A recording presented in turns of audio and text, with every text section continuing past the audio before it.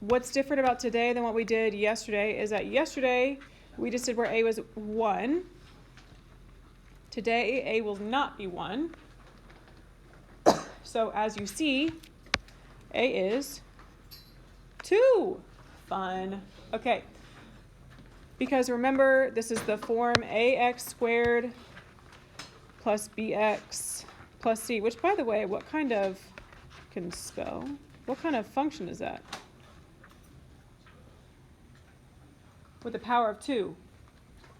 Quadratic. Yeah, you're factoring quadratics. If you haven't caught on to that. You're factoring quadratics, okay? Because we're in quadratic equations, that's the unit. So we're factoring quadratics. The a value is not 1, it's 2 here. You'll see that obviously multiple times today. Because the a value is not 1 today, you do have to start by multiplying a times c. So we do a times c, or you'll see me to say ac. So that is 2 times -3. What's that? -6. Okay, I am doing it my way. If you had Miss Waller for Algebra 1, which I know some of us, she does it a different way of factoring. So I might show both ways because I know a lot of people in this class had her. So this part starts the same though. Multiplies, we're playing the X game. Step 2, determine two values that multiply to a times c and add to b. So this should seem familiar from yesterday. Multiplying to -6. So notice it's not -3 because you had an a value that was not 1. Multiplying to -6, adding to -5, which, by the way, there was no GCF between 2, 5, and 3, which is why I moved on. I should have had you do that, though. All right. Take a sec. Figure that out.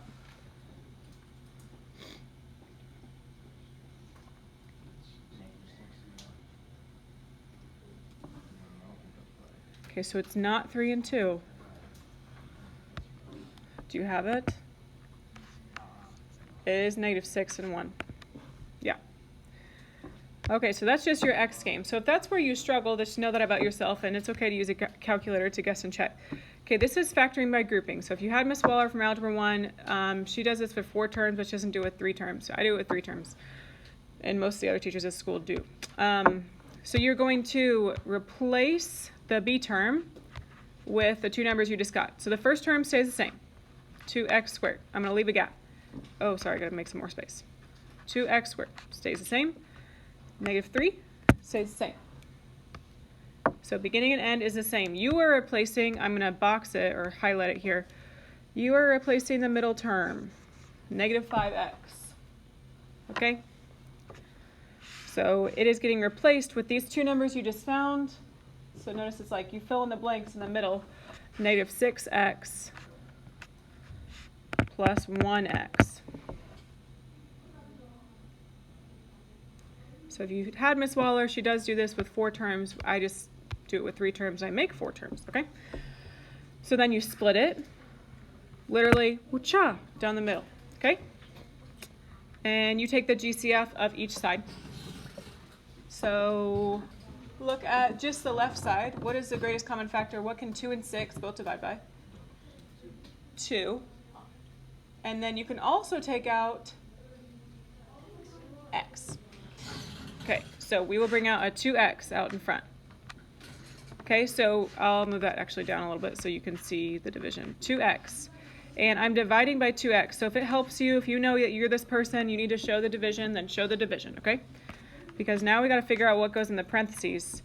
If I do 2x squared divided by 2x, 2 divided by 2 is 1. And then you had x squared, you took out 1. What's left over? Oh, wait, sorry. Yeah, x. I already put it out there. My bad. 1x.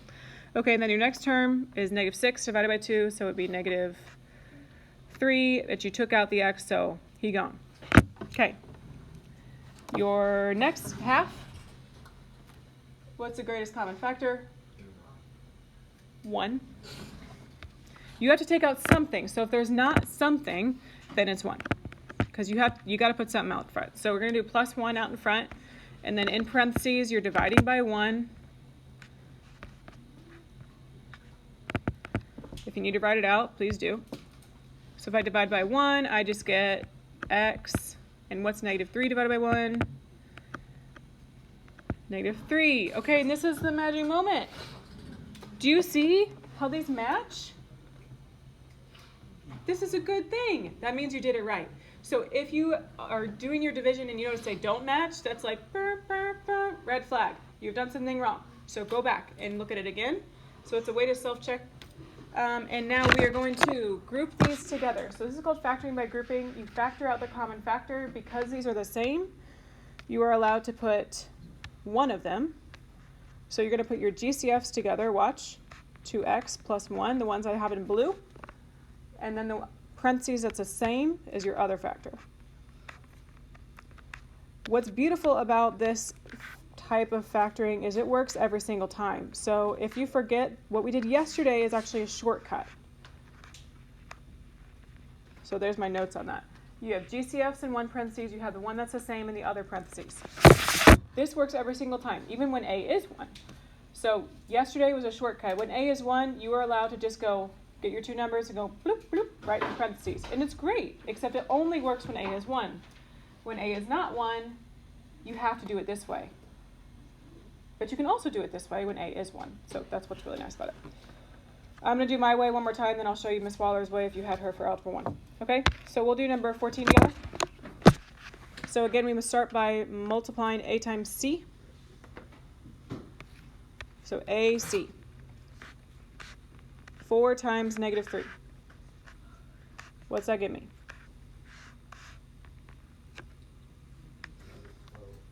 Negative 12. I'm going to zoom in.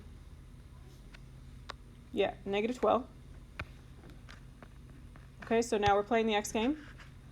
Because the A is not 1, you had to multiply A times C. So we're multiplying up to negative 12 and adding up to 1. The B term is 1.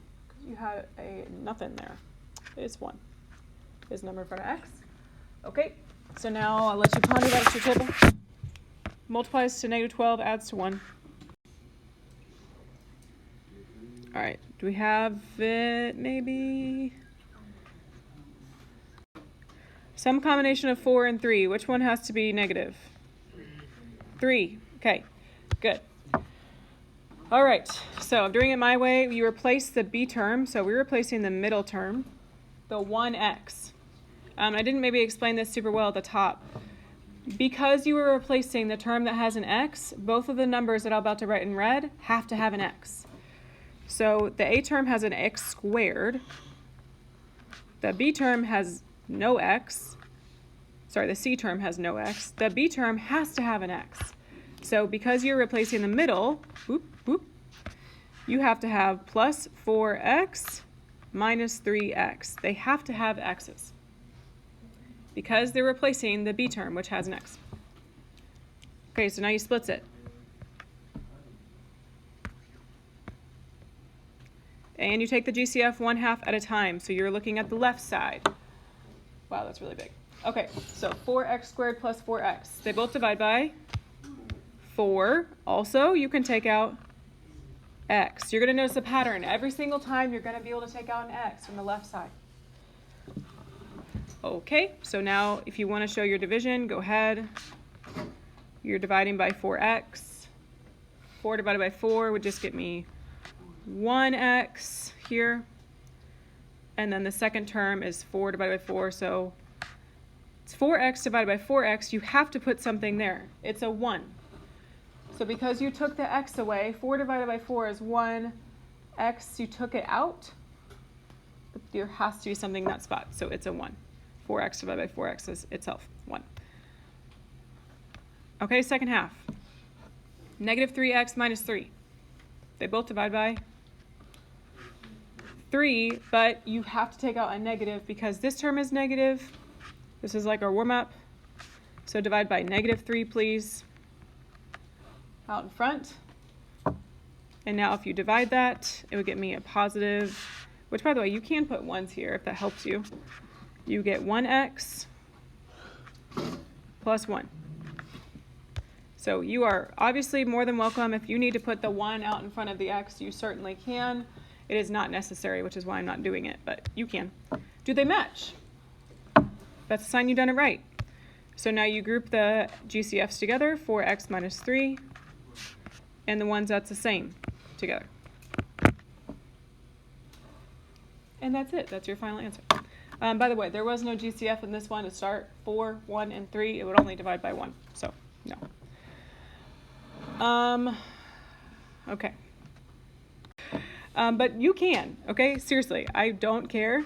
As long as you know how to factor, I will be a happy woman, okay? So 6 times negative 10 gives me AC of negative 60. Okay, this method is called slide and divide. So no one freak out. If you hate it, then don't do it again. It starts out all the same though.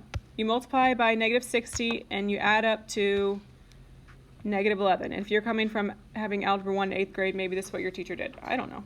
Okay, this one's kind of tricky, so I'll let you think about this for a little bit. Get a calculator if you need it.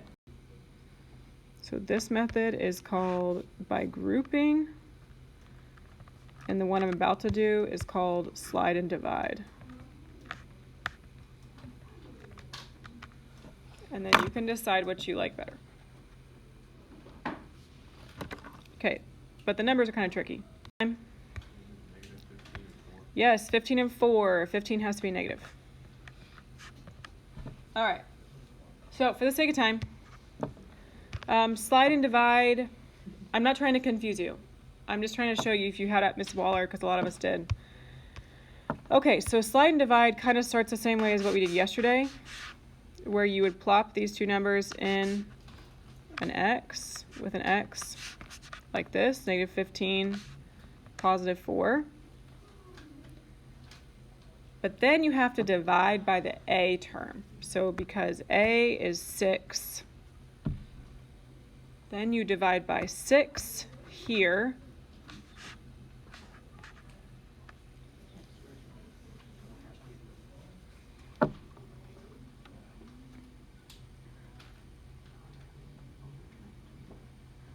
Okay, and you try and reduce the fraction. So 15 divided by 6 can be both divided by 3, I think. So it becomes 5 halves. And this one they both divide by 2. Yeah, so 2/3. Okay, but you can't leave it like this because that's super weird. So it's called slide and divide because then you have to slide this number back up in front.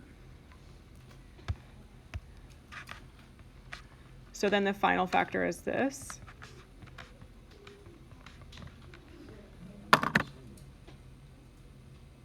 Which is kind of strange.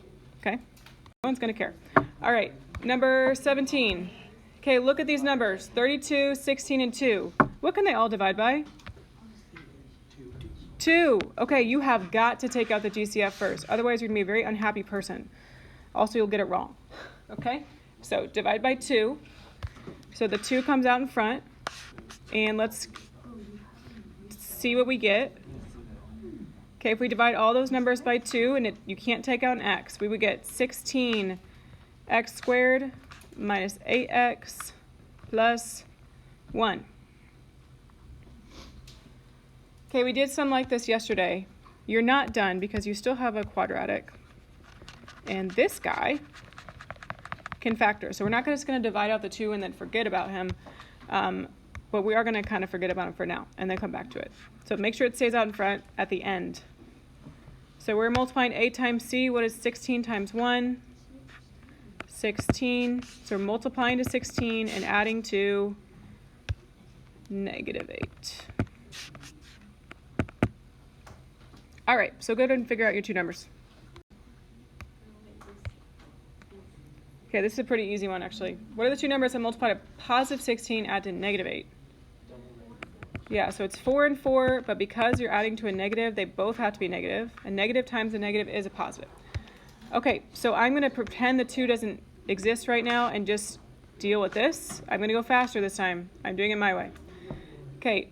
16x squared at the beginning, plus 1 at the end, and now you're going to put negative 4x in the middle. And then you split.